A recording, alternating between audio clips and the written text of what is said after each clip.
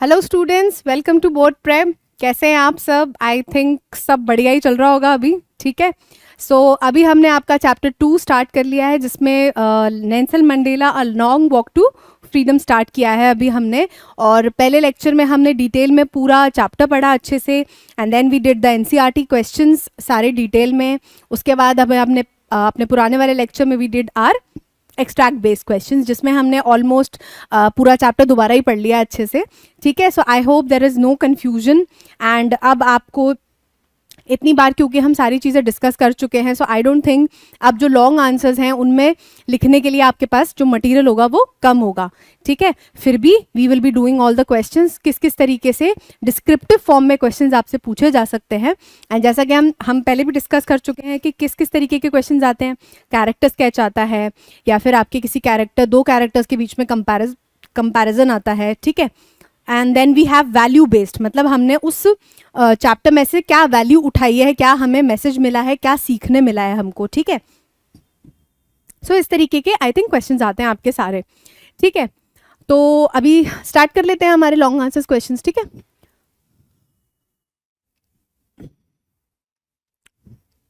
ठीक है, सबसे पहली बात हमें क्या ध्यान रखनी है कि that it is a autobiography. That means biography का मतलब क्या होता है, किसी की लाइफ की स्टोरी। एंड ऑटोबायोग्राफी होती है जब ऑटोबायोग्राफी मतलब जब आप खुद अपनी लाइफ की स्टोरी लिख रहे होते हैं। सो ऑब्वियस सी बात है, this is a life story, a long walk to freedom. It is about Nelson Mandela. That means the author is Nelson Mandela himself. Alright, तो पहला क्वेश्चन क्या कहता है, who was Nelson Mandela and why is he famous? वो क्यों famous हैं? Okay, हाँ, Nelson Mandela कौन है और वो फेमस क्यों है, वो आज भी लोग उनको क्यों याद रखते हैं और अभी भी हम क्यों उनके बारे में पढ़ रहे हैं। ठीक है, Nelson Mandela was a South African leader who became famous for his role in ending apartheid. Nelson Mandela क्या थे, पहले क्या थे? वो एक साउथ अफ्रीकन लीडर थे, साउथ अफ्रीकन कंट्री के एक लीडर थे, एक प्रोमिनेंट पोजीशन थी उनके हाथ में।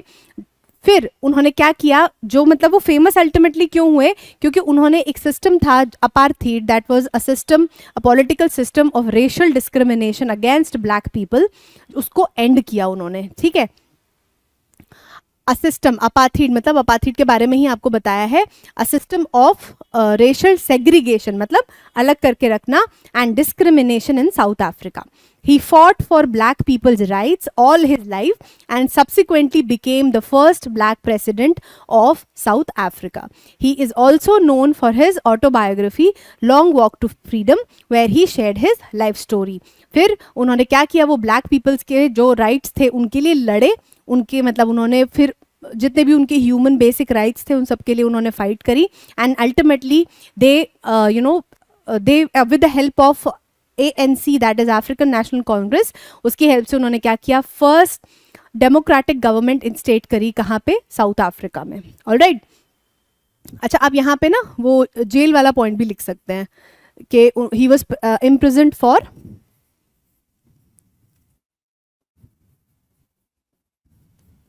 क्योंकि ये बहुत इंपॉर्टेंट एस्पेक्ट है उनका लाइफ का, है ना। He was imprisoned for 30 years। ठीक, okay fine, next, what were the key events in Nelson Mandela's life that he described in Long Walk to Freedom? जो Long Walk to Freedom book है, इसका हमने छोटा सा एक चैप्टर यहाँ पे पढ़ा है, जिसका पार्ट एक्सट्रैक्ट पढ़ा है बेसिकली हमने, जिसमें से और एक्सट्रैक्ट हमने बना के क्वेश्चंस पढ़े अभी। तो उसमें उनके की इवेंट्स क्या है, की इवेंट्स का मतलब क्या होता है, मेजर इवेंट्स, मतलब एक माइलस्टोन्स क्या क्या रहे उनके पूरी जर्नी में।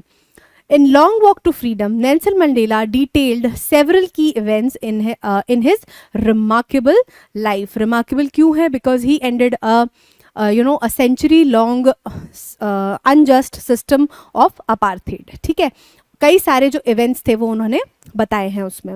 He began with his childhood in a rural village. कहाँ से शुरुआत करी उन्होंने? ऑब्वियसली बात है, जब आप अपने बारे में भी कहीं बताते हो, जैसे किसी अगर आप इंटरव्यू देने जाओगे या फिर लेट्स सपोज आपके स्कूल में वो होने वाले हैं, head girl and head boy चुने जाने हैं, and you know all the prefects are going to be chosen, तो you have an interview right, आपको एक इंटरव्यू देना पड़ता है where the principal is sitting and all of the you know important teachers are sitting. So what do they ask you? They ask you about you, आपकी you know आपकी अभी तक की लाइफ जर्नी क्या रही है, व्हाट आर योर अकम्पलिशमेंट्स. तो उसमें सबसे पहले आप अपने बारे में जब बताओगे तो you will tell about your family, you will tell about your birth place and education and all that, right. तो ऐसे ही उन्होंने भी क्या किया है, उन्होंने अपने चाइल्डहुड के साथ स्टार्ट किया है, जो कि क्या था, एक विलेज में था. Sharing the values instilled by his parents, वहाँ पे उन्होंने क्या बताया कि उनके पेरेंट्स ने उनके अंदर क्या क्या क्वालिटीज़ डाली, ठीक है, कि ओबे करना चाहिए, कम्युनिटी के साथ रहना चाहिए, ट्राइब्स के रूल्स फॉलो करने चाहिए, all that he was told.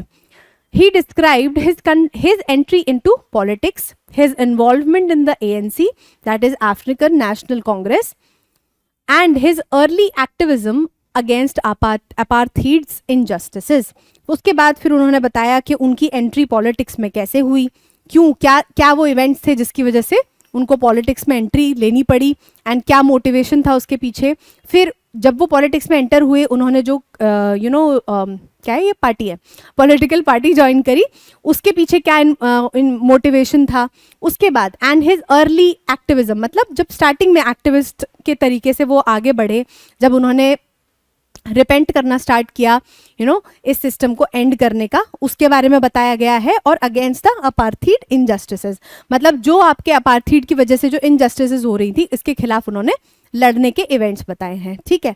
Other key events were Mandela's role in ANC struggle against apartheid, including non-violent protest. मतलब जब उन्होंने ANC ज्वाइन कर ली, उससे पहले क्या करते थे, वो non-violent protest करते थे, मतलब सिर्फ नारेबाजी कर रहे हैं, मतलब they were not violent with anything, ठीक है, बस अपना पॉइंट रख रहे थे, कोई लड़ाई वड़ाई का कोई सीन नहीं था, कुछ भी ऐसा यू नो आर्म्ड मतलब कुछ भी ऐसा इन्वॉल्व नहीं था, no there was no force in it, ठीक है.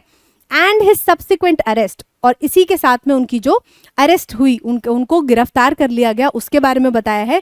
And finally imprisoned for 30 years, उनको 30 साल की जेल हुई. Importantly it recounts his release from the prison and the negotiations that led to the end of apartheid. उसके बाद इम्पॉर्टेंटली, मतलब सबसे मेजर जो पार्ट आया वो अब आया कि उसके बाद फिर उनका जो रिलीज हुआ, फिर वो 30 साल बाद जब छूटे, और फिर उन्होंने नेगोशिएशंस करे, उन्होंने जो भी यू नो मूवमेंट्स चलाए, उसके बाद बात करी, उसके बाद उन्होंने क्या किया, दे एंडेड द अपार्थीड. उनकी जो साथ वाले थे, सब लोगों ने मिलके क्या किया, अपार्थीड को खत्म करवाया. और finally the historic elections as the South Africa's first black president in 1994, he became the first black president where in South Africa in 1994, ठीक है. सो ये जो थे आपके की इवेंट्स थे, जो कि लॉन्ग वॉक टू फ्रीडम में बताए गए हैं, किसके द्वारा, ऑथर के द्वारा, दैट इज नेल्सन मंडेला, ठीक है. Next, what motivated Nelson Mandela to fight against apartheid and how did he do it. ऐसा क्या उनके अंदर एक मेन मोटिवेशन था, क्या एक ऐसी यू नो स्पार्क थी that led him to fight against apartheid, and फिर उन्होंने ये जो फाइट भी थी वो उसको कैसे पॉसिबल किया, क्या क्या किया उन्होंने. When Mandela was a young boy, he thought that freedom was to run in fields, swim in clear waters, and ride slow-moving bulls. Later in life, he realized that his freedom was an illusion. जब Mandela छोटे थे, obviously बात है ना, आप भी छोटे थे जब, तो आपको फ्रीडम क्या लगता था, आपको फ्रीडम लगता था लेट नाइट तक जागना, यू नो टीवी देख लेना, मम्मी बोल रही है नहीं नहीं now it's time you go to sleep, you know, और फिर मम्मी जो दे रही हैं वो ही खाना है. सो आपके छोटे छोटे you know these things were there when you had the idea, a different idea of freedom, ठीक है. फिर कुछ टाइम बाद क्या हुआ, जब आप थोड़े और बड़े हुए, you know the freedom to go out by yourself, you know walk by yourself, या फिर आपको किसी से मिलने जाना है या कुछ भी करना है, किसी ट्रिप पे जाना है, कहीं घूमने जाना है, वो अपनी मर्जी का आपका जो अंदर फीलिंग था, that was your sense of freedom. And आपके आगे आगे जाके धीरे धीरे क्या होगा, जब आपके ऊपर रिस्पॉन्सिबिलिटीज़ बढ़ने लग जाएंगी, उन रिस्पॉन्सिबिलिटीज़ से आप फ्रीडम एक्सपेक्ट करने लगोगे. You would not want that, but you would certainly desire it कि यार काश थोड़ा रिस्पॉन्सिबिलिटीज़ कम हो जाए. सो तो जो मीनिंग होते हैं ना फ्रीडम के, वो लाइफ और एक्सपीरियंस के साथ में धीरे धीरे चेंज होते रहते हैं. तो ऐसे ही जब Nelson Mandela was a young boy, तो उनकी जो फ्रीडम की डेफिनेशन थी, it was a very different definition. क्या था, उनको ऐसा लगता था कि बस फील्ड्स में भाग लेना, खेतों में भाग रहे हैं, साफ पानी नदी में तैर लेना, और जो स्लो मूविंग मतलब भारी भरकम जो बुल्स होते थे उनको राइड कर लेना, बस यही उनके लिए फ्रीडम था, यही उनके लिए सफिशिएंट था। बट उनको धीरे धीरे पता लगा जब वो बड़े हुए कि वो एक सपने जैसा था, इट वॉज एन इल्यूजन, वो प्रॉपर वो रियल फ्रीडम नहीं था। ठीक है, क्यों नहीं था? His actual freedom had already been taken away. क्यों? क्योंकि हमें पता है कि अपार्थाइड सिस्टम तो जो था वो नेल्सन मंडेला के पैदा होने से पहले का था। ठीक है, तो उनको बाद में पता चला धीरे धीरे कि जो उनका एक्चुअल फ्रीडम है ना वो तो उनसे ऑलरेडी लिया जा चुका था। ठीक है, उनसे लिया जा चुका था और साथ ही उनके सारे ब्रदर्स एंड सिस्टर्स के साथ भी लिया जा चुका था। क्यों? उनमें क्या कॉमन था? Because of their race, because they were black people. ठीक है, this motivated him to fight against this unjust system. अब यहाँ पे वो पूछ रहे हैं ना कि भाई क्या मोटिवेशन थी? यही मोटिवेशन थी। पहले तो अपना फ्रीडम दिखाई दिया उनको, देन फिर उनको दिखाई दिया कि यार मेरे जैसे दिखने वाले जितने भी लोग हैं, और ये तो बहुत ही बड़े लेवल का डिस्क्रिमिनेशन है। ऐसा भी नहीं कि आपने कुछ स्पेसिफिक लोगों को पकड़ के डिस्क्रिमिनेट करना स्टार्ट कर दिया, आप एक ऐसी चीज़ के पीछे आप उन लोगों को डिस्क्रिमिनेट कर रहे हो, उनकी बेसिक लाइफ राइट्स छोड़ मतलब उनसे छीन ले रहे हो जो उनके हाथ में ही नहीं है। Is it really your choice that आप काले या गोरे पैदा होते हो? No, this is completely out of your hand. और आप ऐसी चीज़ के लिए जो एक नेचुरल चीज़ है, नेचुरली हैपनिंग चीज़ है, उसके लिए आप उन लोगों को पनिश कर रहे हो। So that was what motivated Nelson Mandela to fight against the system of apartheid. Alright, to fight apartheid, Mandela first joined the African National Congress and used peaceful methods like protests and boycotts. अब देखो, एकदम से एक अकेला बंदा सब कुछ नहीं कर सकता। ठीक है, यू नीड अ प्लेटफॉर्म। तो वही प्लेटफॉर्म आपको नेल्सन मंडेला को कहाँ प्रोवाइड किया गया? ANC ने प्रोवाइड किया, that is African national Congress. उसमें वो क्या करते थे? पीसफुल मेथड्स पहले वो यूज़ करते थे, जैसे कि प्रोटेस्ट करते थे, जाके रैलियां निकालते थे, एंड बॉयकॉट करते थे कि भाई हम ये नहीं करेंगे, हम वो नहीं करेंगे, हम आपसे ये नहीं लेंगे, बॉयकॉट कर दिया कुछ भी। ठीक है, ये सब क्या होते हैं? पीसफुल फॉर्म ऑफ प्रोटेस्ट होते हैं। ठीक है, However, when the government responded with violence, लेकिन जब गवर्नमेंट ने क्या किया, उनके पीसफुल प्रोटेस्ट को वो वायलेंस से रिस्पॉन्ड करने लगे, वो हाथापाई और जबरदस्ती से रिस्पॉन्ड करने लग गए, तब क्या हुआ? ही believe that they had to defend themselves and began to consider armed struggle. फिर वही बात हो गई ना यार, जैसे को तैसा। अब तुम हमारे मुंह पे थप्पड़ मारे जाओगे तो ऐसे तो हम मर ही जाएंगे एंड में, है ना? हमारे हाथ में तो कुछ बचेगा नहीं, we will not have any power in our hands, right? तो अपने आप को डिफेंड करने के लिए ही thought that arm struggle was needed. ठीक है, through his determination he eventually helped to dismantle this unjust system and bring about a more equal South Africa. फिर क्या किया उन्होंने? इसी सारे स्ट्रगल के साथ में चलते चलते धीरे धीरे वो फाइनली क्या कर पाए? डिसमेंटल कर पाए, तोड़ पाए, मतलब to break this unjust system. किस अनजस्ट सिस्टम की बात हो रही है? अपार्थाइड की बात हो रही है। ठीक है, उसको वो तोड़ पाए और फाइनली क्या करा उन्होंने? एक सेकेंड, हमारी स्पेलिंग गलत हो गई यहाँ पे। वो क्या कर पाए? एक ऐसा सिस्टम ला पाए that was equal for all rather than just discriminating against one person. ठीक है, मैं यहाँ पे आपको ना बार बार रिपीट इसलिए कराती रहती हूँ ताकि यही सारा रिवीजन करते करते ही आपके दिमाग में सारी चीजें सेट हो जाएं बढ़िया तरीके से। ठीक है, in what ways did Nelson Mandela's life and a long walk to freedom, ये जो बुक का नाम है, inspire others to work for a positive change. अब यहाँ पे आगे भाई वैल्यू बेस्ड है ना, कि हमें क्या वैल्यू सीखने मिल रही है, किससे? A long walk to freedom मतलब जो बुक है और जो ऑटोबायोग्राफी है, मतलब जो नेल्सन मंडेला की लाइफ स्टोरी है, उससे हमें क्या सीखने को मिलता है, क्या पॉजिटिव सीखने को मिलता है? Mandela's life story and his commitment to justice and reconciliation inspired people around the world to take action against injustice and discrimination. Nelson Mandela की जो फाइट थी, जो अनजस्ट सिस्टम के अगेंस्ट जो फाइट थी, अपने राइट्स के लिए जो फाइट थी, उसने पूरे वर्ल्ड में, क्योंकि इतने बड़े लेवल पे ये चीज़ हुई थी, तो उनकी जो लाइफ जो स्टोरी थी ना, उसने पूरे वर्ल्ड में एक मैसेज स्प्रेड किया, a message of hope that it's never too late to fight and it's your right to fight for your rights. ठीक है, वाह बढ़िया चीज़ बन गई है, तो right to fight for your rights. ठीक है, कि आपका फाइट करना भी एक राइट है, ये भी एक आपका बेसिक राइट है, अगर आपको कोई चीज़ नहीं मिल रही है दैट इज़ वेल डिजर्व्ड, तो उसके लिए फाइट करना भी it's your right, and this is the message he propagated through his book and his journey. His autobiography long walk to freedom serves as a source of inspiration for those seeking positive change. क्या मिलता है उससे? एक source of inspiration मिलती है, मतलब एक inspiration की एक खान जिसे कहते हैं, एक वो हो गई कि मतलब आप निकालते जाओ कुछ ना कुछ इंस्पिरेशन के लिए आपको मिलता ही जाएगा उस बुक में से. वो इस तरीके का सोर्स बन गई किनके लिए? जो एक पॉजिटिव चेंज चाहते हैं सोसाइटी में, उनके लिए वो बन गई एक positive source of inspiration. Nelson Mandela's life teaches us the importance of resilience, forgiveness and working towards a more just and inclusive society. अब यहाँ पे देखो, यहाँ पे अलग अलग तरीके से क्या हो रहा है ना, वो सोसाइटी जो वो चाह रहे थे, the idea of the society they had, उसको वो डिस्क्राइब कर रहे हैं. यहाँ पे क्या है, नया वर्ड आया, इंक्लूसिव. इंक्लूसिव का मतलब होता है जब हम सबको इंक्लूड करते हैं, हम किसी को छोड़ते नहीं हैं. ठीक है, यूजुअली क्या होता है, रिलीजन के बेस पे, कास्ट के बेस्ड पे, है ना, इन सब तरीके से हम क्या करते हैं, लोगों को सेग्रीगेट कर देते हैं, हम उनको अपनी चीज़ों में इन्वॉल्व नहीं करते हैं. ठीक है, लेकिन जब ये चीज़ एक भयानक रूप ले लेती है तब वो क्या हो जाता है, डिस्क्रिमिनेशन होता है उनके, और ऑपरेशन उस जिसे कहते हैं. ठीक है, एक डिस्क्रिमिनेट करना, सेग्रीगेट करना कि आप हमसे दूर रहो, वो एक अलग चीज़ है, लेकिन अलग करने के बाद उनको जीने ही नहीं देना, ठीक है, वो एक नेक्स्ट लेवल का मतलब एक एक्ट है, और that is known as oppression, and that is very heinous.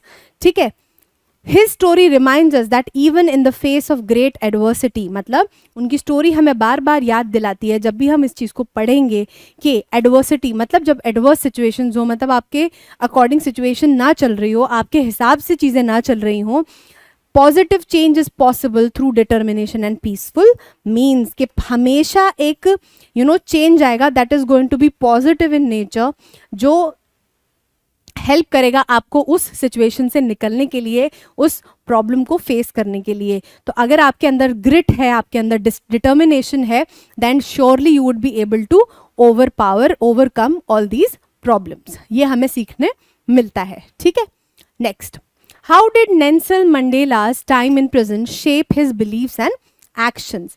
Nelson Mandela की जो लाइफ और एक्शंस हैं वो प्रिजन में जो टाइम था उनका, जो उन्होंने 30 साल गुजारे, वो कैसे उसको अफेक्ट करते हैं, मतलब उनके बिलीव्स और एक्शंस को कैसे अफेक्ट करता है. Nelson Mandela spent 30 years in prison because he fought against apartheid. अब आप सोच के देखो, 30 years is a very long time, है ना. किसी को तोड़ना है तो उसको क्या करो, उसको परेशान करते रहो. एट द एंड वो क्या बोलेगा कि अरे यार जाने दो, छोड़ देते हैं, कुछ नहीं कर रहे हम, we will keep living on like this, and हम अब नहीं फाइट करेंगे. बिकॉज सोच के देखो, 30 साल आपने कोई क्राइम किया हो उसके लिए जाना तो एक बहुत ही अलग बात है, फिर that explains what kind of a person you are. But when you are a good person, you are fighting for your people, आप एक सही इंसान हो, और एक सही चीज़ के लिए आपको जब प्रिजन में जाना पड़े, इतने ग्रिमेस्ट सिचुएशंस को फेस करना पड़े, so just imagine for a second that how much grit and determination it takes, है ना. तो ये हमें उनसे सीखने को मिलता है.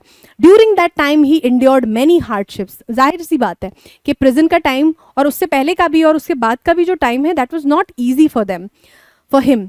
But instead of becoming bitter, he became even more committed to the idea of equality and justice. अब यहाँ पे bitter, see, अब वो bitter क्यों बोल रहे हैं, कड़वा क्यों बोल रहे हैं, कि इतनी सारी हार्डशिप्स झेलने के बाद भी नेल्सन मंडेला के अंदर एक वो चीज़ कभी नहीं आई कि अब मैं बदला लूँगा और अब मैं अपने लोगों के लिए जस्टिस लाऊंगा. किस चीज़ के थ्रू? वाइट पीपल को परेशान करके, वाइट पीपल को अप्रेस करके, या फिर वाइट पीपल के लिए अपने मन में हेट्रेड लाके. ऐसा उन्होंने कभी नहीं किया. This speaks a lot about him as a person, that उन्हीं लोगों से अप्रेस होने के बाद भी he did not hate them. Alright, he became even more committed to the idea of equality and justice. उसके बाद तो उनके अंदर और कमिटमेंट आ गई, किस चीज़ के लिए? फाइट करने के लिए, for the rights of his people. His time in prison taught him the importance of forgiveness and reconciliation. Prison में जो टाइम था, उनके कॉमरेड्स के साथ में, उनके सैनिकों के साथ में जो उनका टाइम था, उसने उनको और फोर्स किया किस चीज़ के प्रति? फॉरगिवनेस के लिए, रिकन्सिलिएशन के लिए, मतलब लोगों से रिकन्साइल करना मतलब अपने डिफरेंसेस को हटा के आगे बढ़ जाना, अपने रिश्तों को और अच्छा करना. तो rather than hating the white people he wanted for them to live together in a harmony and a peaceful society. ठीक है, which later became the foundation for South Africa's peaceful transition to democracy. अब सोचो अगर यही leader क्या करता, ये बरगलाने लग जाता अपने लोगों को, क्योंकि जाहिर सी बात है जब आप एक इतने लंबे समय तक किसी को परेशान करोगे तो उनके दिमाग में क्या आ सकता है. नेल्सन मंडेला यहीं पे अगर फॉरगिविंग ना होते, उनका रेकनसाइल करने का कोई इरादा नहीं होता, वो क्या करते, वो बरगला सकते थे, वो सबको वो इस डायरेक्शन में ले जाते कि now let's harm the white people. ठीक है, अब हम उनको ऑप्रेस करेंगे, जैसा उन्होंने हमारे साथ किया वैसा ही हम उनके साथ करेंगे. तो क्या आज हम साउथ अफ्रीका को as a peaceful democratic nation देख पाते? नहीं देख पाते. तो हमें उनसे यही सीखने को मिलता है दैट नो मैटर कैसी सिचुएशन है, हमें अपना नेचर चेंज नहीं करना चाहिए. We should always remain positive and try to reconcile the differences, whatever it is, whatever the thing might be, whatever the fight might be. ठीक है. In Mandela's prison experience transformed him into a symbol of hope and unity. ठीक है, जो उनका जो time था prison में, इतना हार्डशिप का जो टाइम उन्होंने झेला, उसके बाद भी वो बिटर नहीं हुए, उन्होंने अपने मन में कोई कड़वाहट नहीं पाली, हेट नहीं किया किसी को. उससे हमें क्या सीखने मिलता है? हमें एक उम्मीद देखने मिलती है और आपस का भाईचारा सीखने मिलता है कि yes, it is only possible for every one two live peacefully अगर आप सब मिल के चलोगे. All right, so this is what influenced, this is how the present time influenced Nelson Mandela's beliefs. Okay, what can we learn from Nelson Mandela's life, A Long Walk to Freedom, to make the world a better place, and how can we honor his legacy today? Nelson Mandela passed away in 2013, I think so. ठीक है, अब यहाँ पे बात हो रही है कि वो तो चले गए, अब उनकी जो लेगेसी है, मतलब उनकी जो सोच है, उनका जो स्ट्रगल है, अब उसको हम ऑनर कैसे कर सकते हैं? इतना बड़ा कोई काम कोई बंदा कर गया और उसके बारे में हम पढ़ रहे हैं, बट उनको हम ऑनर कैसे कर सकते हैं, उनकी रिस्पेक्ट कैसे कर सकते हैं आज भी? यहाँ वो ये पूछ रहे हैं. Nelson Mandela's life teaches us the importance of standing up for what is right. सबसे पहले वो ये चीज़ सिखाते हैं कि सही का साथ हमेशा देना चाहिए और उसके लिए हमेशा खड़ा होना चाहिए. You should always support and stand for your rights and not back down for what is your बर्थफुल राइट, एंड जो आप डिजर्व करते हो उसके लिए पीछे नहीं हटना चाहिए कभी भी. इवन वेन इट्स डिफिकल्ट, जब भी डिफिकल्ट हो, ऑब्वियस सी बात है जब आप किसी चीज़ के लिए फाइट करोगे it is always going to be difficult because there will be people more powerful than you, but you should not back down. His story shows us that we should never lose hope no matter the challenges we face. हमें कभी भी hope नहीं छोड़नी चाहिए. खुद सोचो, उनने 80 साल की उम्र तक, मतलब like after he became president, he was 80s में थे वो अपने एज में, उन्होंने कितना लंबा स्ट्रगल किया. सोचो, एक होप ही तो थी ना कि yes one day he will see a better south Africa, right, and वो एक ऐसी कंट्री बना पाएंगे, ऐसी कंट्री देख पाएंगे जहाँ पे किसी भी तरीके का डिस्क्रिमिनेशन नहीं होता है. कुछ होता हुआ नहीं दिख रहा. सोचो 30 साल कितना लंबा टाइम था, but still he maintained that hope of the idea of a equal society, of an equal society. ठीक है, लॉन्ग वॉक टू फ्रीडम क्या करती है? हमें याद दिलाती है that forgiveness and reconciliation are powerful tools for a change. Tit for tat करने से काम नहीं बनता है, आपको दूसरे को माफ़ करना ही पड़ेगा, अपने डिफरेंसेस को रिकनसाइल करना पड़ेगा for a positive change. Tit for TET आप कर लो, लड़ लो उनसे जाके, लेकिन आप फिर एक पॉजिटिव चेंज नहीं ला सकते, आप वहीं रह जाओगे, क्योंकि फिर आप उसी लेवल पे रह गए जहाँ पे आप आगे नहीं बढ़ना चाहते हो यूनिटी में, आप फाइट करना चाहते हो and you want to bring back the country down. Alright, next, we can make the world better by following Mandela's example.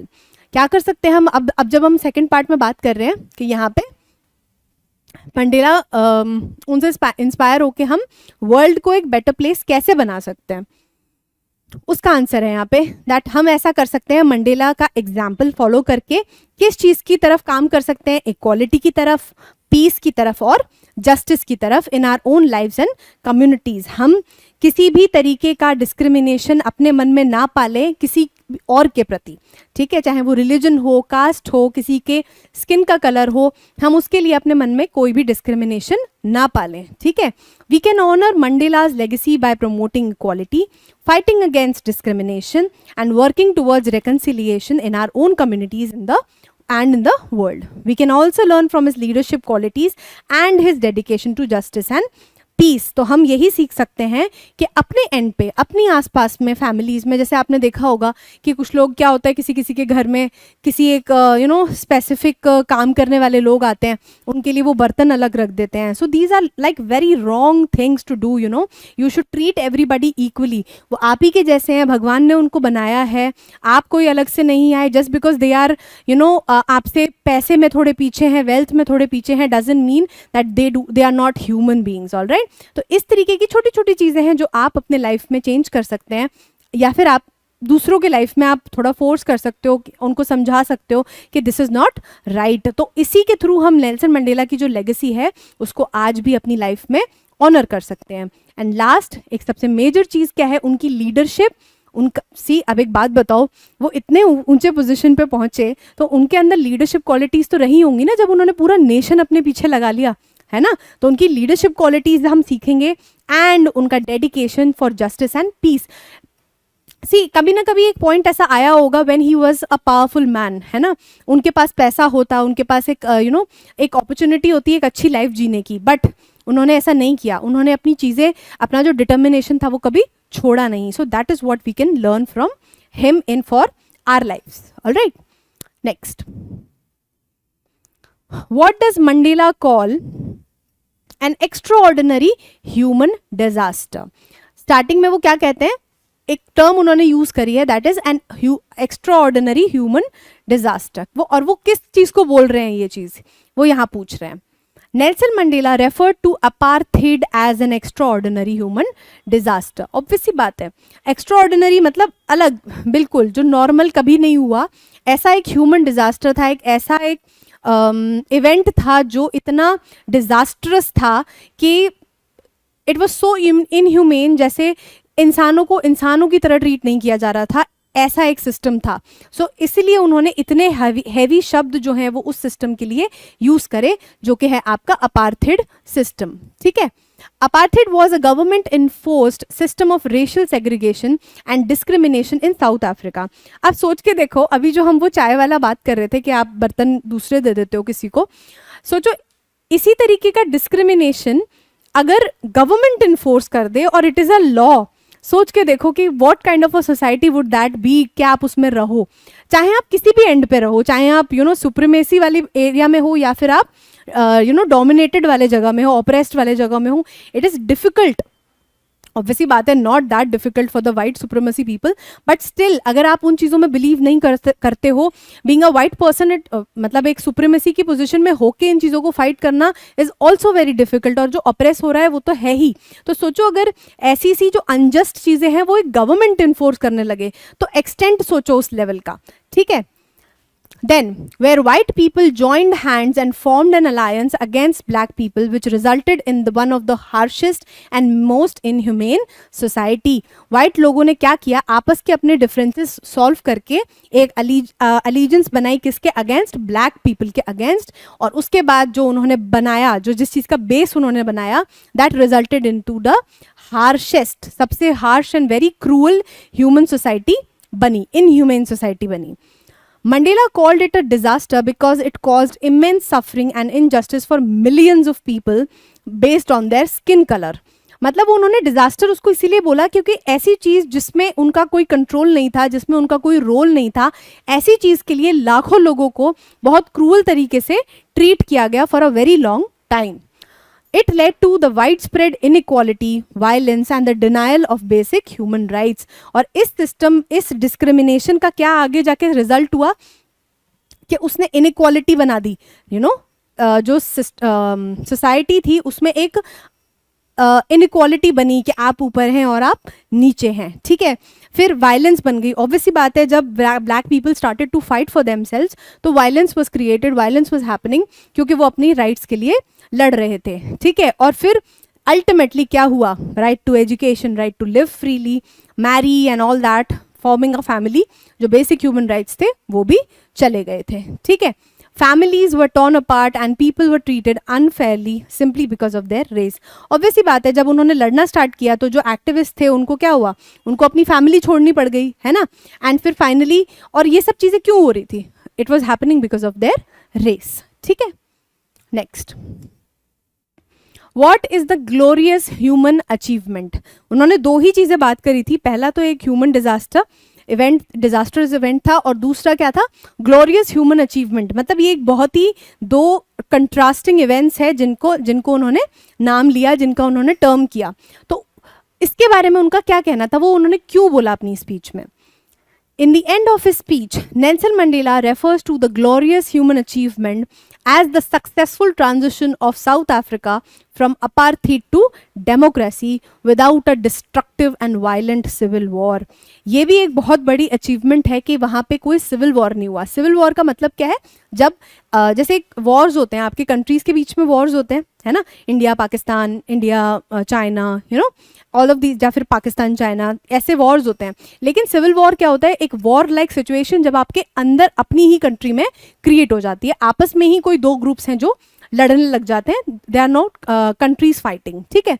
तो वो ये कह रहे थे कि ये जो ओवरटर्न हुआ है, ठीक है, किससे, अपार्थीड से डेमोक्रेसी में, without having a civil war, मतलब एक वॉर लाइक सिचुएशन क्रिएट हुए बिना एक कंट्री में प्रोटेस्ट हुए होंगे, वायलेंट प्रोटेस्ट हुए होंगे, बट एक वॉर लाइक सिचुएशन नहीं आई कभी भी. ये एक बहुत बड़ा इवेंट है, और इसको उन्होंने क्या बोला, ग्लोरियस ह्यूमन अचीवमेंट बोला, ठीक है. He praises his accomplishment as a remarkable feat because it involved peaceful negotiations and commitment to reconciliation among people who had been deeply divided for many years. अब इस चीज़ की इतनी महत्वता क्यों है, इसका इतना इम्पोर्टेंस क्यों है, बिकॉज एक तो ये चीज़ सिविल वॉर हुए बिना हो गई, दूसरी चीज़ ये पीसफुल नेगोशिएशंस की तरफ हुई, मतलब बहुत ही आराम से बैठ के बातचीत से ही चीज़ें सॉर्ट करी गई जहाँ तक पॉसिबल था.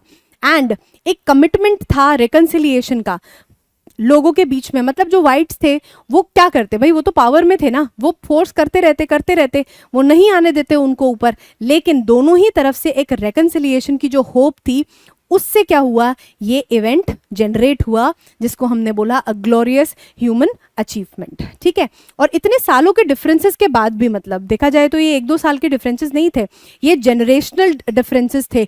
मतलब किसी ने सिर्फ अपनी लाइफ के 10-20 साल तक ये नहीं देखा, कोई लोगों के लिए तो पूरी लाइफ ही इन चीज़ों में गई. Alright. By avoiding bloodshed and choosing a path of dialogue and forgiveness. Dialogue and forgiveness का मतलब क्या है, बातचीत करके, ठीक है. मतलब and black people also they were ready to forgive the white people for their harshness, ठीक है. और bloodshed मतलब कोई भी लड़ाई झगड़ा खून खराबा नहीं हुआ, इन सबको अवॉइड करा उन्होंने. Mandela believed that south Africa had achieved a remarkable and admirable triumph that showcased the capacity of humanity to overcome even the most challenging and deeply entrenched conflicts through cooperation and goodwill. मतलब Mandela का finally ये मानना था कि सिर्फ dialogue के तहत, ठीक है, मतलब सिर्फ बातचीत के तहत और बिना सिविल वॉर किए साउथ अफ्रीका में क्या पॉसिबल हो पाया कि सर्वोपरि उन्होंने किस चीज़ को रखा, ह्यूमैनिटी को रखा, ना कि उन्होंने ओवर पार करने की कोशिश करी कि now we are going to oppress the white people and we will generate again an unequal society. मतलब एक और अनइक्वल सोसाइटी बनाने की कोशिश नहीं करी गई, सिर्फ बातचीत से, नॉन वायलेंट प्रोटेस्ट से एक ऐसी सोसाइटी बनाई गई जहाँ पे सब लोग अब इक्वल थे, कोई फॉर्म ऑफ डिस्क्रिमिनेशन नहीं था, ठीक है. Next, what does Mandela mean to say that the oppressor and oppressed are alike and are robbed of their humanity? उन्होंने क्या किया, एक कंपैरिजन ड्रॉ किया किसके बीच में, एक तो जो बंदा ऑपरेशन कर रहा है और दूसरा जो ऑपरेस हो रहा है, ठीक है. और उन्होंने एक सिमिलर सी एक फिनोमेना दिया दोनों के लिए, एक कॉन्सेप्ट दिया कि दोनों ही जो होते हैं ना, they are robbed of their humanity, ठीक है, उनके अंदर से इंसानियत चली जाती है. दो फॉर डिफरेंट रीजंस, बट दोनों की ही अंदर से चली जाती है. इस वे में, इस तरीके में जो ऑपरेसर है और जो ऑपरेस्ड है वो दोनों सेम है, ठीक है. अब उसको डिटेल में देखते हैं. When Nelson Mandela says that both the oppressor and the oppressed are alike and are robbed of their humanity, he means that the system of apartheid, which enforced racial segregation and discrimination, dehumanized not only the victims but also the perpetrators. अब यहाँ पे क्या हो रहा है, थोड़े थोड़े heavy words आ गए हैं, लेकिन ठीक है, कोई बात नहीं, हम थोड़ा थोड़ा अपने वोकैबुलरी पे काम करेंगे, अपना वर्ड जो बैंक है वो बनाएंगे. और क्या होता है ना, क्वेश्चंस को जब आप रेफरेंस में समझते हो ना, स्टेटमेंट्स के बीच में समझते हो, तो आपको ज़्यादा याद रहता है. ठीक है, तो क्या बोल रहे हैं वो कि जो ऑपरेस्ड और ऑपरेसर हैं वो दोनों ही क्या हो जाते हैं, रॉब हो जाते हैं, मतलब उनसे ह्यूमैनिटी उनकी छीन ली जाती है. क्यों? क्योंकि जो अपार्थाइड का सिस्टम की दोबारा यहाँ पे क्या है, डेफिनेशन बता रखी है. वो क्या कर रहे हैं, एक तो डिस्क्रिमिनेट कर रहे हैं लोगों के प्रति, डीह्यूमनाइज कर रहे हैं, मतलब उनको इंसान ही नहीं समझ रहे हैं, है ना. तो फिर क्या हो रहा है, वो विक्टिम्स के साथ ही नहीं हो रहा है, ऐसा ऑपरेसर के साथ भी हो रहा है. कैसे? The oppressors, by perpetuating and enforcing such an unjust system. Perpetrator मतलब क्या होता है, जो आपको जो परेशान कर रहा है, जो क्रिमिनल है. ठीक है, तो वो क्या है ना, perpetuating मतलब फैलाना. ठीक है, and enforcing such unjust system were stripped of their own humanity as that to suppress their empathy and conscience. अब खुद सोचो कि अगर आप किसी को परेशान कर रहे हो तो कहीं ना कहीं आपके अंदर से क्या हो रहा है, एक ह्यूमैनिटी कम हो जा रही है, आपके अंदर एम्पथी नहीं है, आप इनडिफरेंट हो, आप उस बंदे की परेशानी बिल्कुल भी समझना नहीं चाहते. तो कहीं ना कहीं आपके जो कैरेक्टर में है उसमें तो कमी आ रही है ना, आपकी ह्यूमैनिटी जा रही है. और दूसरी तरीके से हम इसको कैसे देख सकते हैं, जैसे हर ग्रुप में ना एक ही तरीके के लोग नहीं होते. ये वर्ल्ड इतना बड़ा है, यहाँ पे हर दूसरा पर्सन पहले वाले से डिफरेंट है. ठीक है, तो क्या पता जो ऑपरेसर जो लोग थे, जो वाइट सुप्रीमेसी, जो वाइट पीपल थे, वाइट स्किन्ड पीपल थे, उनमें भी कुछ लोग ऐसे हों जो कंपैशन रखते हों, एम्पैथी रखते हों ब्लैक पीपल के लिए, but because they were of that white race, उनको अपनी कम्युनिटी के साथ रहना पड़ता था. और कई जगहों पे फोर्स भी होते होंगे ये सारी क्रूअल्टी दिखाने के लिए, है ना. तो कहीं ना कहीं उनको भी तो क्या करना पड़ता था, अपने आप को फोर्स करना पड़ता था इन चीज़ों के लिए. सो यही वो दिखाना चाह रहे हैं. और जिनको नहीं भी करना पड़ता था, जो जेन्युइनली हेट करते थे, उनके अंदर से भी तो ह्यूमैनिटी जा ही रही है ना. तो इसीलिए मंडेला का कहना था कि ऑपरेसर और oppressed are alike when this kind of things happen. ठीक है, द ऑपरेस्ड, अब यहाँ पे पहले तो उन्होंने ऑपरेसर के बारे में बता दिया कि ऑपरेस कैसे, ऑपरेसर जो होते हैं वो कैसे कैसे उनकी जो ह्यूमैनिटी है वो चली जाती है. अब सेकंड पोजीशन पे वो बता रहे हैं कि जो ऑपरेस्ड हैं, जो ब्लैक पीपल हैं, उनकी ह्यूमैनिटी कैसे जाती है. उनकी ह्यूमैनिटी चली जाती है endured suffering and had there dignity and their rights denied. उनकी ह्यूमैनिटी धीरे धीरे, मतलब अगर आप किसी को अच्छे से जीने ही नहीं दोगे, उसके राइट्स छीन लोगे, तो कहीं ना कहीं एक टाइम के बाद वो अपने आप को इंसान की तरह लेना ही बंद कर देगा, वो सोचेगा ही नहीं, वो जीना ही भूल जाएगा, है ना. तो वो ये यहाँ पे कह रहे हैं.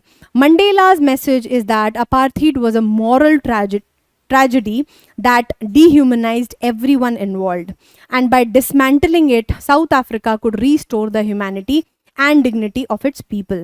मतलब वो ये कह रहे हैं कि जो अपार्थाइड सिस्टम है वो एक ऐसी चीज़ थी जिसने दोनों ही तरफ के लोगों को उनकी ह्यूमैनिटी रॉब करके अफेक्ट किया. ठीक है, और उनका मानना भी कहीं ना कहीं सही था, क्योंकि आगे जाके जब उन्होंने अपार्थाइड को, अब रिवर्स अपार्थाइड हो जाता, ब्लैक पीपल वाइट पीपल को ऑपरेस करने लग जाते, तो भी तो वही बात हो जाती ना, क्या आप एक पीसफुल सोसाइटी बना पाते? नहीं. तो अपार्थाइड सिस्टम की ही गलती थी, वो सिस्टम ही जिम्मेदार था इस तरीके से सारे लोगों को डीह्यूमनाइज करने के लिए. तो जब वो सिस्टम हटा, एक इक्वल सोसाइटी जनरेट हुई. That is when Nelson Mandela says that we succeed as human beings. ठीक है, next, what are the twin obligations of which Mandela talks about in the chapter. तो twin obligations जो भी हम अभी देख के आए थे एक्सट्रैक्ट्स में पीछे और चैप्टर में भी, कि ट्विन ऑब्लिगेशंस क्या होते हैं, जो ट्विन ड्यूटीज़ हैं, जो दो ड्यूटीज़ हैं ह्यूमंस की, आदमी की, वो क्या हैं इस चैप्टर में जो बात करी है. In the chapter the author has talked about two obligations. पहला, that every man has to fulfil in his life time. अब आ रहा है पहला, first being towards his family, wife and children, and the second towards his community and country. तो क्या है, पहला जो बिल्कुल आपकी immediate family है, आपके बच्चे हैं, मम्मी पापा, वाइफ या हस्बैंड जो है वो होती है आपकी ऑब्लिगेशन, एंड दूसरी होती है आपकी कम्युनिटी एंड आपकी कंट्री के तरफ आपकी जो रिस्पॉन्सिबिलिटी होती है, ठीक है. But in a country like south Africa जहाँ पे इतना डिस्क्रिमिनेशन है, डिह्यूमनाइजेशन है ब्लैक लोगों का, it was almost impossible for a black person to fulfil both of these obligations. एक ब्लैक आदमी के लिए, वाइट आदमी तो कर ले रहा था बिकॉज उसके पास तो सारी कंफर्ट था, सब कुछ थी, डेमोक्रेसी है, उसके लिए तो डेमोक्रेसी है ना. तो ब्लैक डिसेंट के आदमी के लिए it was very difficult and almost impossible to fulfil both of these obligations. In South Africa, a man of color who attempted to live as a human being was punished and isolated. A man of color का क्या मतलब है, ये एक general term है जो मतलब people other than whites.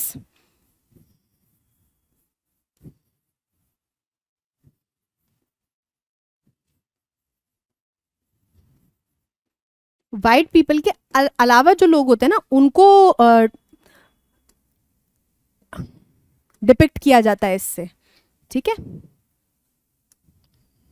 तो मैन ऑफ कलर जब हम बात करते हैं तो हम यूजुअली वैसे तो ब्लैक पीपल के बारे में बात करते हैं, बट इसमें हम बाकी जो रेसेस होती हैं उनको भी इंक्लूड कर लेते हैं जब हम एक जनरल सेंस में बात करते हैं.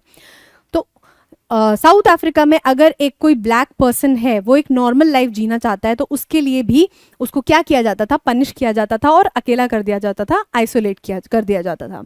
A man who tried to fulfill his duty towards his people was ripped away from his family and forced to live alone. अब पहले क्या है, जब कोई बंदा अपना पहला ऑब्लिगेशन ड्यूटी निभाना चाहता है जो कि है उसकी फैमिली के लिए, तो फैमिली की ड्यूटी क्या होती है, पैसा कमाओगे, उनको सपोर्ट करोगे, उनको मेडिकल अश्योरेंस दोगे, असिस्टेंस दोगे, लेकिन उसके लिए भी उनके पास तो राइट्स ही नहीं थे, ठीक है.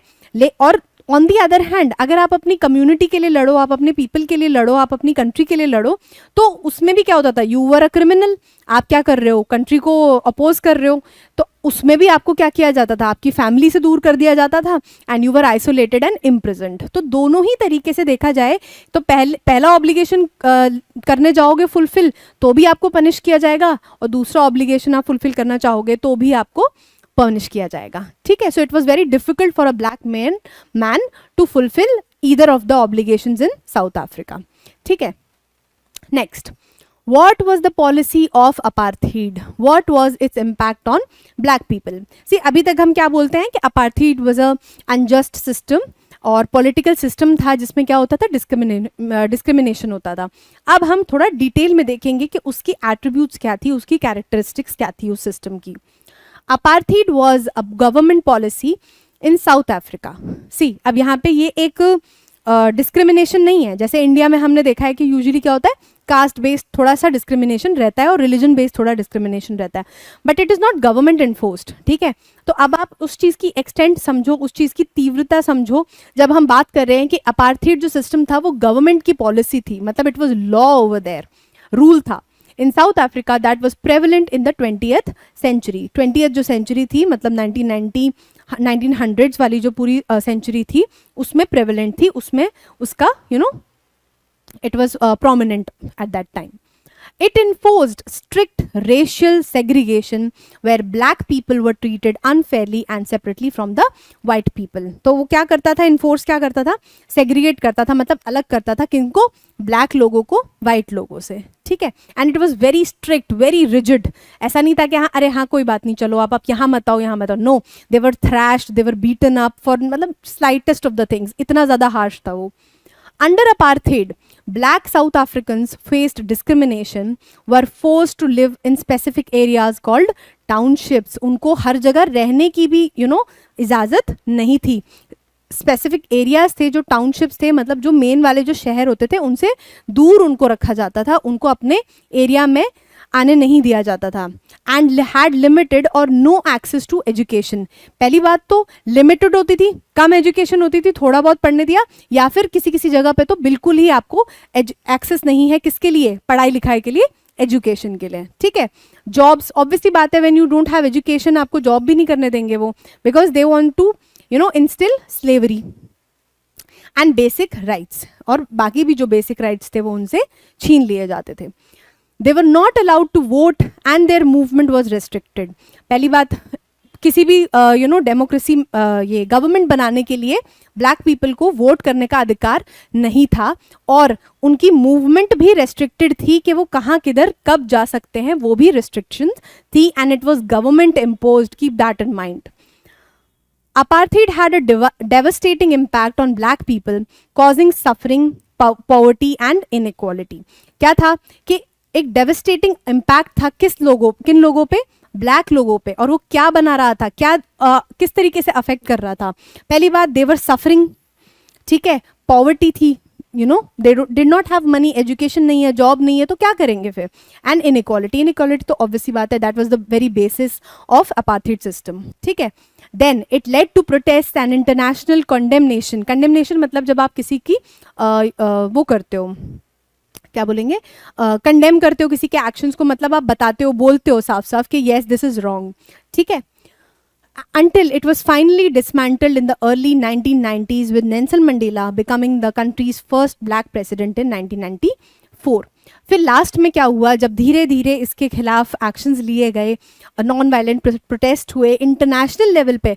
याद है जब हमने पढ़ा कि we who were outlaws, outlaws मतलब कंसिडर कर दिया गया, मतलब इंटरनेशनल लेवल पे उनको बॉयकॉट कर दिया गया था, राइट. तो इतना इंटरनेशनल कंडेमनेशन होने के बाद जाके फाइनली अर्ली 1990s में नेल्सन मंडेला जो हैं, उन्होंने, उनकी पार्टी ने एक डेमोक्रेटिक गवर्नमेंट इंस्टॉल करी, and he became the first black president of a democratic south Africa. ठीक है. नेक्स्ट,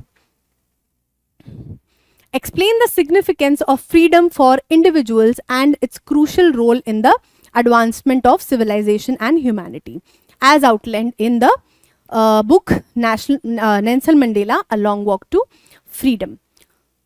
मतलब अब वो आपसे पूछ रहे हैं, it's a value based question, कि आपसे पूछ रहे हैं कि एक इंडिविजुअल के लिए और एक कम्युनिटी के लिए फ्रीडम की क्या वैल्यू होती है, और इसका हमें क्या एग्जाम्पल देखने मिलता है नेल्सन मंडेला की बुक में. Freedom is a fundamental value for individuals, and Nelson Mandela, as depicted in A Long Walk to Freedom, underscores its profound importance for both personal growth and the progress of society. मतलब freedom जो है एक fundamental है, मतलब fundamental मतलब सबसे basic right है किसी भी इंसान के लिए जीने के लिए. ठीक है. और अंडरस्कोर्स का मतलब क्या होता है, अंडरलाइन करना, मतलब उसको थोड़ा और एम्फसाइज करना. ठीक है. यहाँ लिख देती हूँ मैं इसको, कहाँ लिखे, यहाँ लिख देते हैं.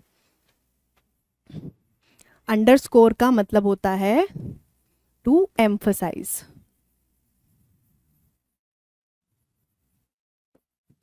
ठीक है. इट्स प्रोफाउंड इंपॉर्टेंस, प्रोफाउंड का मतलब होता है वेरी डीप. ठीक है. Importance for both personal growth and the progress of the society. खुद की ग्रोथ तो है ही है, फ्रीडम आपके पास होगा तभी आपकी ग्रोथ हो पाएगी, लेकिन एज अ होल एक सोसाइटी की भी ग्रोथ तभी होती है जब हर किसी के पास में फ्रीडम होता है, एक पूरी कम्युनिटी के पास में फ्रीडम होता है. ठीक है.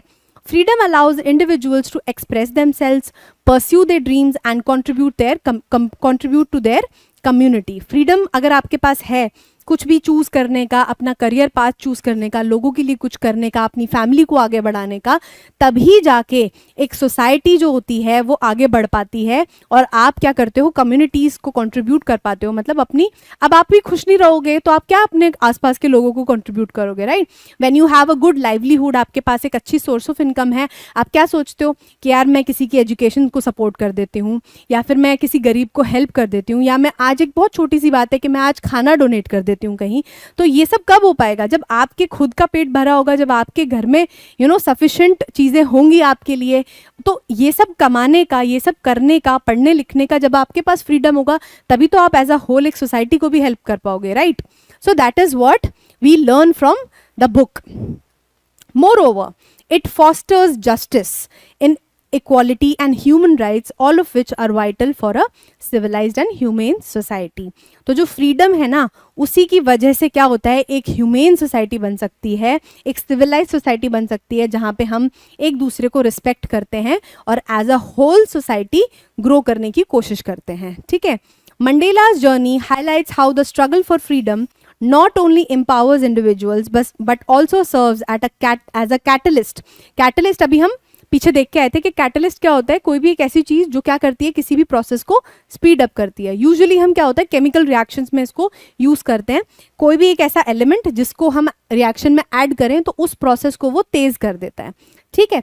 तो क्या होता है कि फ्रीडम जो है वो क्या करता है, एक कैटलिस्ट की तरह बिहेव करता है एक पॉजिटिव चेंज लाने के लिए वर्ल्ड में, breaking down barriers and promoting a more just and harmonious civilisation. मतलब फ्रीडम के होने से क्या होता है कि आप प्रमोट करते हो किस चीज़ को, एक हारमोनियस, मतलब एक हैप्पी सोसाइटी को, हार्मनी है जिसके बीच में कोई प्रॉब्लम्स नहीं है, कोई कॉन्फ्लिक्ट्स नहीं है, वो उसको प्रमोट करता है। एंड फाइनली सिविलाइजेशन का मतलब क्या है कि आप जिस तरीके से रह रहे हो वो पीसफुल होना चाहिए। अब ऐसे थोड़ी है कि आपने पैसा कमा लिया और आपके आसपास दंगे छिड़ गए एंड वॉर हो रहा है एंड आप कोई कंट्रीब्यूशन नहीं दे रहे हो, तो दिस इज़ नॉट पॉसिबल। तो फ्रीडम एक चेन रिएक्शन प्रोपगेट करता है, जिसके बाद इंडिविजुअल डेवलपमेंट, छोटी छोटी कम्युनिटीज़ का development, and then as a whole एक सोसाइटी का डेवलपमेंट, एंड देन एक कंट्री का development, and finally the whole world can live in peace if an individual has freedom and has basic human rights. Fine, next, describe the inauguration ceremony and its significance. Who took oath in this event and why is it considered a momentous occasion in South Africa's history? Inauguration ceremony जो हुई आपकी कौन सी date को, 10 मई को, उसके बारे में वो पूछ रहे हैं कि क्यों ये इतना ऐतिहासिक इवेंट है, क्यों इतना इंपॉर्टेंट इवेंट है और उसमें क्या क्या हुआ था, ठीक है। The inauguration ceremony in South Africa marked the moment when Nelson Mandela took the oath of office as the country's first black president on 10 मई 1994। तो क्या था उस दिन के बारे में स्पेशल कि नेल्सन मंडेला ने फर्स्ट ब्लैक प्रेसिडेंट के तौर पे क्या करी, ओथ ली, एक प्लेज लिया ऑफिस में, और साउथ अफ्रीका का एक ऐसा मोमेंट मार्क किया जहां पे उसके बाद वहां पे एक डेमोक्रेटिक गवर्नमेंट बन चुकी थी। This event was profoundly significant because it symbolise the end of apartheid. ये मोमेंट, ये जो दिन था, ये जो इवेंट था, ये क्या सिग्निफाई कर रहा था, अपार्थाइड का एंड सिग्निफाई कर रहा था। जो इतना लंबा सेंचुरी लॉन्ग डिस्क्रिमिनेशन चला आ रहा था उसको, उसके एंड करने का एक पॉइंट था, ठीक है। ये दिन किस चीज का, क्या क्या खत्म हुआ अपार्थाइड के साथ में, एक सिस्टम ऑफ रेशियल सेग्रीगेशन खत्म हुआ, ऑपरेशन खत्म हुआ, है ना, मतलब जो उनके साथ भेदभाव होता था और उनको जो दबा के रखा जाता था, उनके राइट्स को मार दिया जाता था, उसका खात्मा हुआ। Mandela's inauguration signified a new era of inequality and democracy in South Africa. Mandela का जो इनाग्रेशन था, मतलब वो इनाग्रेशन जो सेरेमनी थी जिसमें वो क्या हो रहे थे, ब्लैक प्रेसिडेंट बन रहे थे पहले साउथ अफ्रीका के, उसने क्या मार्क किया, एक एरा, एक नया एक टाइम मार्क किया कि आगे आने वाले इतने लंबे टाइम तक क्या होगा, इक्वालिटी होगी और डेमोक्रेसी होगी साउथ अफ्रीका में। It was historic as it mark the peaceful transition from minority white rule to majority rule. अब क्या था कि पहले माइनॉरिटी में थे, वाइट पीपल जो थे वो कम थे हमेशा से, बट उनकी सुप्रीमेसी थी, that is why they were able to rule the black people, ठीक है। उसने उस चीज को भी खत्म किया उस इवेंट ने। और अब क्या था, एक ऐसा मेजॉरिटी रूल हुआ, मतलब लोग जहाँ पे मेजॉरिटी होगी, चाहे उसमें कितने ही ब्लैक पीपल हो, चाहे उसमें कितने ही वाइट पीपल हो, और माइनॉरिटी में चाहे कितने भी वाइट हो, चाहे कितने भी ब्लैक हो, यहाँ पे बात जो मानी जाएगी वो मेजॉरिटी की मानी जाएगी, मतलब एज अ होल पूरी सोसाइटी की बात मानी जाएगी, ठीक है। Demonstrating the power of forgiveness and unity. और ये सब होने के बाद में वो क्या डेमोन्स्ट्रेट कर रहा था, क्या दिखा रहा था कि पावर ऑफ फॉरगिवनेस। दोबारा वही बात आती है कि ब्लैक पीपल जो थे वो रेडी थे उन सबको फॉरगिव करने के लिए, उनको माफ करने के लिए रेडी थे, and they wanted an equal society as well. Mandela's presidency was a beacon of hope and a pivotal step toward building a more inclusive and just South African society. तो वही बात एंड में वो कह रहे हैं that Mandela का जो प्रेसिडेंट बनने का जो एक स्टेप था, ये जो एक इवेंट था, इससे क्या होने वाला था, आगे आने वाले टाइम में एक डेमोक्रेटिक, एक इक्वल सोसाइटी बनने वाली थी, किसमें, साउथ अफ्रीका में, ठीक है। India is a country of unity in diversity. हमेशा से हम सुनते आए यूनिटी इन डाइवर्सिटी, मतलब हम इतने डिफरेंट हैं, आप नॉर्थ में चले जाओ, Kashmir is different, Himachal is different, आप इधर आ जाओ, वेस्ट में आ जाओ, आप क्या बोलते हैं, Rajasthan, Gujarat, culture is so different, south में चले जाओ, Mumbai, Karnataka, Tamil Nadu, everywhere the culture is different.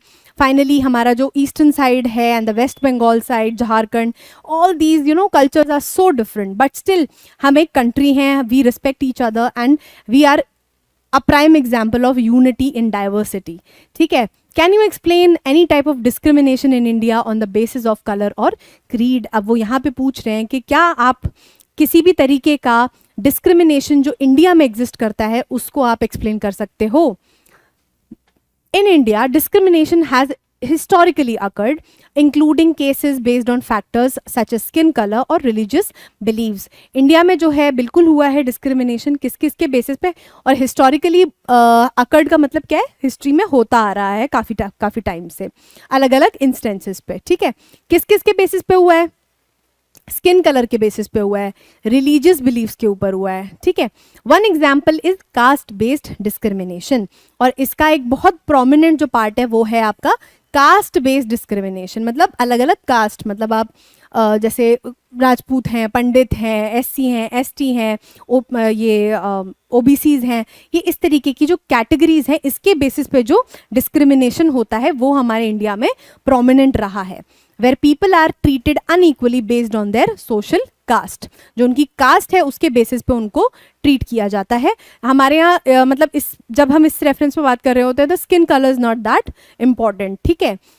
Additionally, religious discrimination has led to tensions and conflicts between various religious groups. और कास्ट तो है ही, साथ में हमारे यहाँ पे हिंदू मुस्लिम कॉन्फ्लिक्ट्स भी होते रहते हैं, and Sikh conflicts are even there. मतलब हर तरीके का कॉन्फ्लिक्ट्स रिलीजियस बेसिस पे हमारे यहाँ रहा है.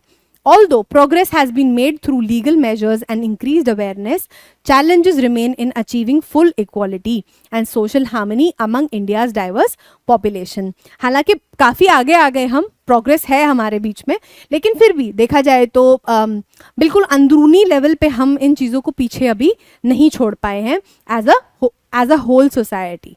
ठीक है. सो दैट इज़ वेयर हम थोड़ा सा लैक करते हैं, बट धीरे धीरे वी आर जैसे जैसे आपकी यंगर जनरेशन आ रही है, they do not want to believe on in all these things and they do not discriminate on any levels. ठीक है. वो सबको एज अ ह्यूमन देखते हैं और there is no discrimination on whatsoever any case. Alright. ठीक है. अगला देखते हैं. I think we are done here. So ये थे आपके सारे long answer questions for the chapter Nelson Mandela a long walk to freedom. I think we have covered every topic. जिस तरीके के क्वेश्चंस यहाँ पे पूछे जा सकते हैं वो हमने ऑलमोस्ट सारा कवर कर लिया है. चैप्टर अच्छे से रिवाइज करना, जितने क्वेश्चंस हमने किए हैं उसको अच्छे से रिवाइज करो, वोकैबुलरी इंक्रीज करो. सिर्फ इस चैप्टर में काम नहीं आएगी, वो आगे भी काम आएगी आपको. ठीक है. सेक्शन ए जहाँ पे आपको कॉम्प्रिहेंशन आता है उसमें भी बहुत काम आती है कई जगहों पे. ठीक है. So till then keep revising and let's meet in the next lecture. Thank you.